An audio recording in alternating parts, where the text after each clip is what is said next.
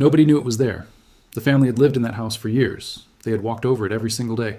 They had eaten meals above it, slept above it, raised their children above it, and never once had any idea that 26 feet beneath the floor of their home in Guernsey, one of the most perfectly preserved secrets of the Second World War was sitting in complete darkness, exactly as it had been left 80 years ago. When Sean and Carrie Tullier bought their house in the Torteval area of Guernsey in 2021, they knew the property had been built on a former gun emplacement from the German occupation of the island. That was history. That was the past. That had nothing to do with their daily lives. And then a former owner's daughter mentioned, almost casually, that there might be more to the site's story than anyone realized. What Sean found when he started digging was not just a room or a chamber or a forgotten storage space. It was a complete, fully intact Nazi military bunker. 2 large rooms connected by a corridor with original door frames still in place. Escape hatches that still functioned, and German writing above the main entrance that had been sitting in the dark for 80 years, waiting for someone to bring it back into the light. The writing read, Achtung Feind hort mit. Beware. The enemy is listening. Welcome to World Unveiled. Stay with me, because what was buried underneath this ordinary family home, and what has been found hidden beneath fields, beaches, and forests across Europe, reveals a secret history of the Second World War that has been lying in the earth, perfectly preserved, for 8 decades. To understand why these bunkers exist, why they are still being found today, 80 years after the war ended, hidden beneath houses and beaches and forests across Europe, you need to understand the scale of what the Second World War actually built underground. The conflict that consumed the world between 1939 and 1945 was not just fought in the air and on the open battlefield. It was fought underground, both sides. The Allied forces in Nazi Germany constructed vast networks, of underground shelters, command posts, ammunition stores, and defensive fortifications across every territory they occupied. These structures were built to withstand bombing, artillery, and direct assault. They were built with reinforced concrete walls, 3 feet thick in some cases, with multiple rooms, corridors, escape hatches, and ventilation systems. They were built to last. And when the war ended, many of them were simply sealed, abandoned, and forgotten. The soldiers who built them signed official secrets acts that prevented them from speaking about their locations for decades. The governments that had ordered their construction filed the higher blueprints away and moved on. Nature slowly covered the entrances with vegetation and soil, and the bunkers sat, perfectly preserved in their underground darkness, while the world above them rebuilt itself, forgot about them, and eventually began building houses and roads and schools directly on top of them, with no idea what was below. The story of Sean and Carrie Tullier's discovery in Guernsey is one of the most remarkable recent examples of this hidden history surfacing. Guernsey is one of the Channel Islands, a small British territory located just off the coast of France that was occupied by German forces from June 1940 to May 1945, making it the only part of the British Isles to fall under Nazi occupation during the Second World War. During those 5 years of occupation, German forces constructed an extraordinary number of fortifications across the island. Bunkers, gun emplacements, observation posts, and tunnels, all built as part of Hitler's Atlantic Wall, the Sieve chain of defensive installations constructed along the coast of occupied Western Europe to prevent an Allied invasion. When the Tulliers bought their property in 2021, they knew it had been built on a former gun emplacement. What they did not know was the extent of what lay beneath. The tip-off came from a former owner's daughter, who suggested there might be more to the site than anyone had realized. Sean began investigating. He found a door leading deep underground. He hired a digger. Over the following 2 years, working with his friend, he removed many tons of soil to reveal what had been hidden beneath his home for 80 years. The bunker winds down 26 feet below the surface and opens into 2 large rooms connected by a corridor. The original door frames are still in place, intact, after 80 years of darkness. There are escape hatches that still function. There is what Sean describes as a rifle point, a small opening through which an occupant could fire at anyone attempting to enter. The smaller of the 2 rooms is believed to each have been used for ammunition storage.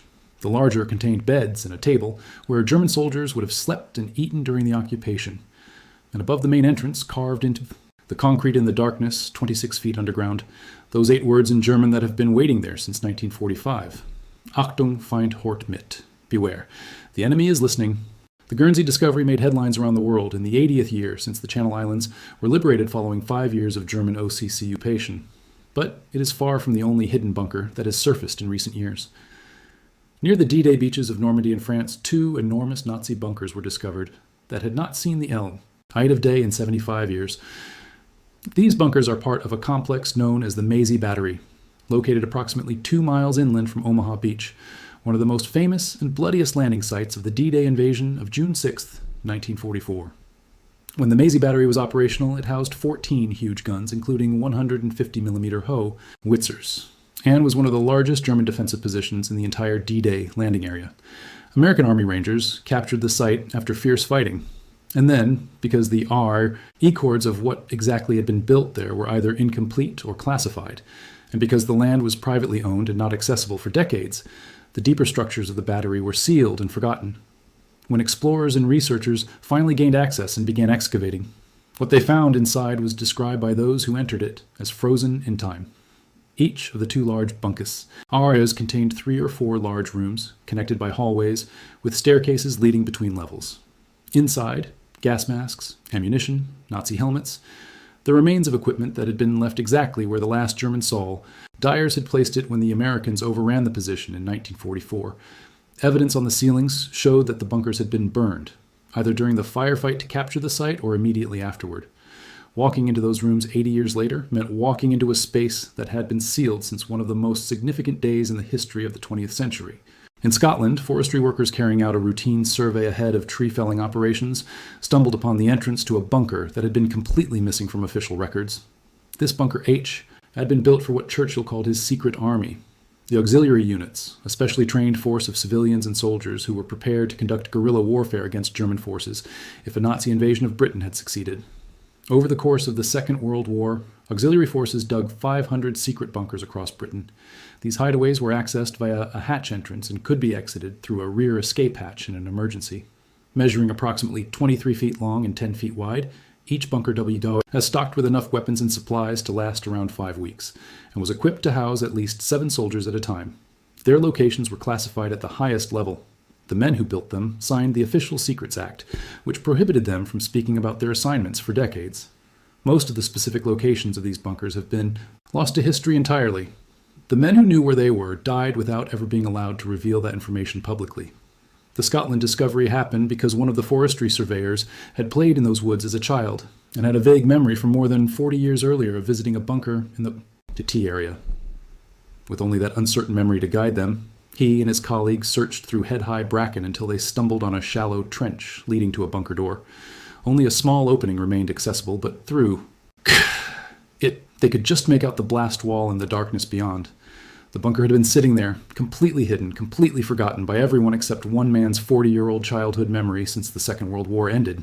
On a beach in Somerset, England, an archaeology lecturer named David Etheridge was sitting on Saunton Sands eating fish and chips when he noticed a man-made structure at the foot of the cliffs, almost completely concealed by the natural rock face, hidden in plain sight for 80 years. What he had spotted was a concrete heat wall forming part of a ruined Second World War bunker that had been built by American soldiers using a natural cave in the cliff face as it's found at Ion. This bunker was potentially one of many built by the 10,000 American soldiers who used the beaches of North Devon to prepare for the Allied invasion of German-occupied France. The soldiers who trained on these beaches were rehearsing for D-Day. The bunkers they built were part of that preparation, and when they were done, when the training was over and the real operation began, the structures were left behind, and the cliff face and the decades and the salt air simply swallowed them back into the landscape. What unites all of these discoveries, the bunker beneath a family home in Guernsey, the frozen chambers near the D-Day beaches, Churchill's secret guerrilla hideouts in the Scottish forest, the American training bunker hidden in the Somerset cliffs, is something that goes beyond the physical objects themselves.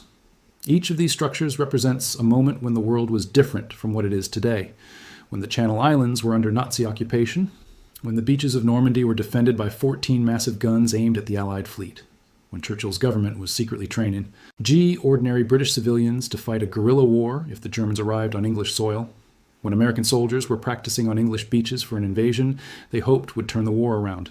The people who built these bunkers and the people who hid in them were living in a world that the people walking over them today can barely imagine. They built in concrete because they needed something that would last. I sealed their entrances and covered their tracks because secrecy was survival. And in doing so, in building so well and hiding so completely, they created a record of their world that has outlasted every witness, every document, and every official account of what they were doing and why. The Earth kept their secret for 80 years, and now, one discovery at a time, it is giving those secrets back. Welcome to World Unveiled.